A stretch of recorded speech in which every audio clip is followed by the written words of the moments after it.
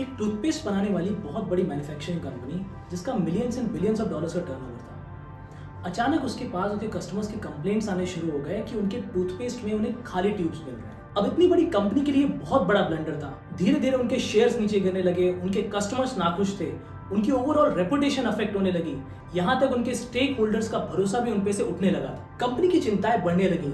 Immediately उन्होंने एक board meeting बुलाई और डिसाइड किया एक एक्सपर्ट्स की टीम बनाने का, जिससे इस प्रॉब्लम की रूट तक जाया जा सके और उसका सॉल्यूशन निकाला जा सके। कंपनी ने हजारों करोड़ खर्च किए और वो एक्सपर्ट्स ने एक ऐसी टेक्नोलॉजी बनाई जिससे सप्लाई बेल्ट पे ही उन खाली ट्यूब्स का पता चल सके।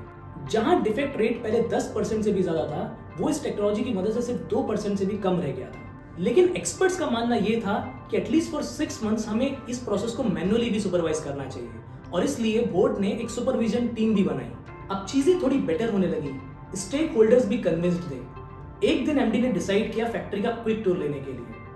वो वहां पहुंचे और देखते हैं सारी मशीन्स अच्छे से काम कर रही हैं, पूरी टीम अपने काम पे फोकस्ड थी। तभी उनकी नजर पड़ी एक सुपरवाइजर पे जो सप्लाई बेल्ट पे ट्यूब्स को वेरीफाई करने की जगह अपने मोबाइल में गेम खेलने में बिजी था। एमडी को ये देखकर बहुत गुस्सा आया कि ऐसी टेक्नोलॉजी बनाने के लिए हमने दुनिया भर के एक्सपर्ट्स बुलाए, हजारों करोड़ रुपए खर्च किए और 6 महीने से ज्यादा का टाइम डाला, और कुछ ऐसे सुपरवाइजर्स की वजह से हमारे सारे एफर्ट्स वेस्ट हो रहे हैं। और जो आज 2% का डिफेक्ट रेट रह गया है, वो भी शायद इनकी लापरवाही की वजह से ही रह गया है। एमडी गुस्से में जाकर सुपरवाइजर से पूछते हैं, क्यों भाई, तुम अपना काम छोड़कर ये मोबाइल में गेम खेल रहे हो?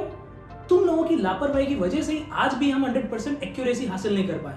सुपरवाइजर बोलता है, सर मैं अपना काम पूरी ईमानदारी और जिम्मेदारी के साथ कर रहा हूँ। अगर आप रिकॉर्ड चेक करेंगे तो मेरे लॉट में से आपको एक भी डिफेक्टिव पीस नहीं मिलेगा। एमडी बोले, तुम इतना कॉन्फिडेंटली ये बात कैसे बोल सकते हो? सुपरवाइजर ने बड़ी ही शांति से बोला कि सर यहाँ देखिए, यहाँ पे मैंने एक पेडेस्टल फैन लगाया हुआ है। यहाँ से जितने भी ट्यूब्स आते हैं उसमें अगर कोई भी खाली ट्यूब होता है वो हवा के झोंके से नीचे गिर जाता है और फिर मैं उन ट्यूब्स को उठा के वापस फिलिंग के लिए डाल आता हूँ, जिसकी वजह से यहाँ से एक भी खाली ट्यूब आगे जाते ही नहीं है। सुपरवाइजर की ये समझदारी देखकर एमडी वो सो सरप्राइज्ड और वो खुश होकर सोचे कि जिस टेक्नोलॉजी को बनाने के लिए, जिस सॉल्यूशन को निकालने के लिए मैंने इतने बड़े बड़े दुनिया से एक्सपर्ट्स बुलाए, इतना पैसा खर्च किया, इतना टाइम इन्वेस्ट किया, उस चीज का सॉल्यूशन एक सुपरवाइजर ने एक फैन से निकाल लिया, और वो भी उससे ज्यादा एक्यूरेसी के साथ। अक्सर बिजनेस ओनर्स अपने डे टू डे ऑपरेशंस में इसी तरह के कई प्रॉब्लम्स को फेस करते हैं, जिसका सॉल्यूशन निकालने के लिए वो अपना और अपनी टीम का